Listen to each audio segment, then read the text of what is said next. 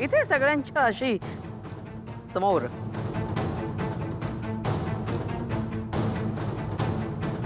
तू राजनची मुलगी आहेस ना? आईचं नाव काय तुझ्या? कशी दिसते गौरी? सांगशील? कशी सांगू शकणार? कारण ही कधी त्या गौरीला पाहिलं सुद्धा नाहीये. कशी पाहणार? कारण गौरीचा आणि हिचा काही संबंधच नाहीये. कारण मुळात ती हिची आईच नाहीये. याचाच अर्थ ही राजनची मुलगी नाहीये.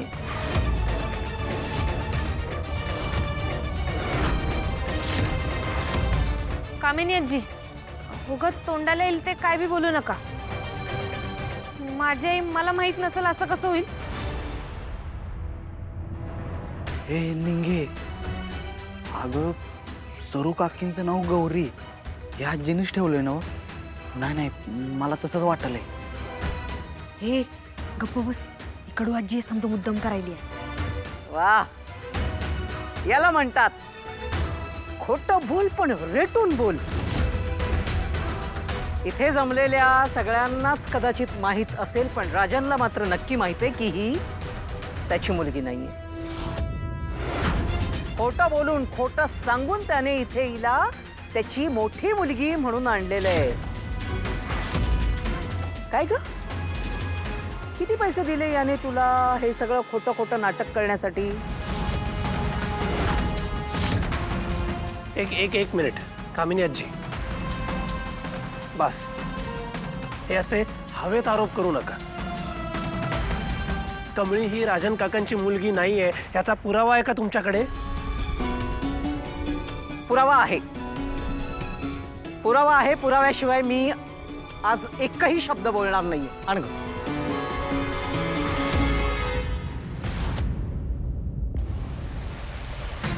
महत्वाचं आहे ऋषी सर, हा आहे पुरावा. बर, मला सांग कमळे, तुझा जन्म व्हायच्या आधी गौरीने राजनला ही काही पत्र लिहिली होती, हे प्रेमपत्र. तर त्याच्याबद्दल तुला काही माहिती असेलच ना? आत्या, माझी खासगी पत्र तू सगळ्यांसमोर का घेऊन आलीस? ओ सॉरी सॉरी सॉरी. खरं तर कोणाची खासगी पत्र म्हणजे तुमची लव्ह लेटर्स ती वाचण्याचा मला खरं तर काही एक अधिकार नाही. म्हणजे मला ते तसं आवडलंही नसतं, पण काय करणार राजन, मला ह्या खोटारड्या कमळीच्या विरोधात पुरावा हवा होता. आणि पुरावा म्हटल्यानंतर शोधावं लागतं, आणि शोधल्यानंतर काय सापडली तर ही पत्र. जी गौरीने तुला मुलगी होण्याच्या आधी लिहिलेली प्रेमपत्र.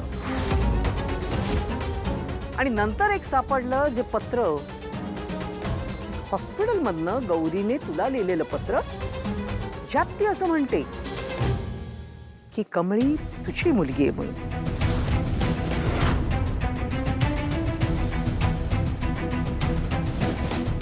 बरोबर ना?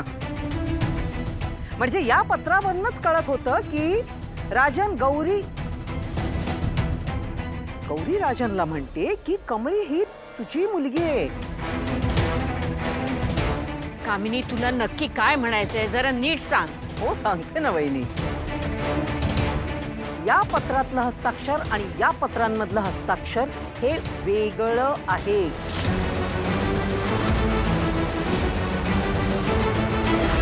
तुम्ही तुमच्या डोळ्यांनी बघू शकता. बघ ना, बघ ना. नाही कळलं? याला कळेल. राजन, तुझ्या गौरीने मुलगी होण्याच्या आधी तुला लिहिलेली ही पत्र, याच्यावरचं हस्ताक्षर, आणि हॉस्पिटलमध्ये तिने ज्यावेळेस तुला कळवलं की कमळी तुझी मुलगी आहे ते हे हस्ताक्षर. मला सांग, ही दोन्ही हस्ताक्षर एकच आहेत का? नाहीये. वहिनी, या दोन्ही पत्रांमधली हस्ताक्षरं वेगवेगळी आहेत याचाच अर्थ एकतर हे पत्र गौरीने लिहिलेलं नाहीये किंवा हे पत्र गौरीने लिहिलेली नाहीये. पण ही तर सिद्ध झालेली आहेत की ही गौरीनेच लिहिलेली आहेत, हो की नाही? कारण होतच ना यांचं प्रेम प्रकरण, म्हणून तिनेही लिहिलेली पत्र आहेत. जर हे अक्षर खरं असेल आणि हे अक्षर जर गौरीचं नसेल, याचा अर्थ काय होतो की हे पत्र गौरीने लिहिलेलं नाहीये, म्हणजेच ही मुलगी, ही कमळी, ही राजनची मुलगी नाहीये.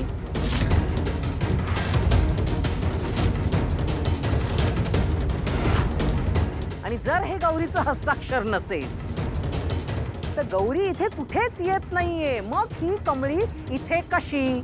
अन्नपूर्णाची मोठी नात म्हणून ही इथे कशी? यू नो व्हॉट, हे सगळं ना मी फाइंड आउट केलंय, मी.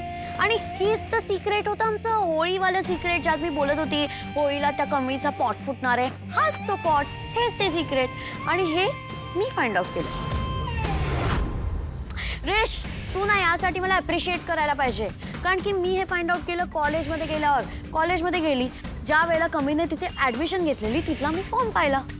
फॉर्ममध्ये बघते तर काय, तिच्या आईचं नाव गौरी हे मेन्शनच नाहीये.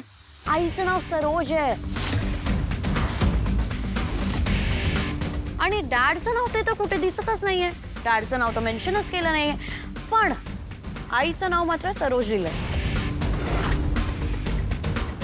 गौरी आहे ना तिची आई, मग सरोज सरोज का लिहिलंय? याचा अर्थ तिची आई गौरी फौरी नाहीये, सरोज आहे. आणि ही कमळी ना एक नंबरची फ्रॉड आहे, फ्रॉड.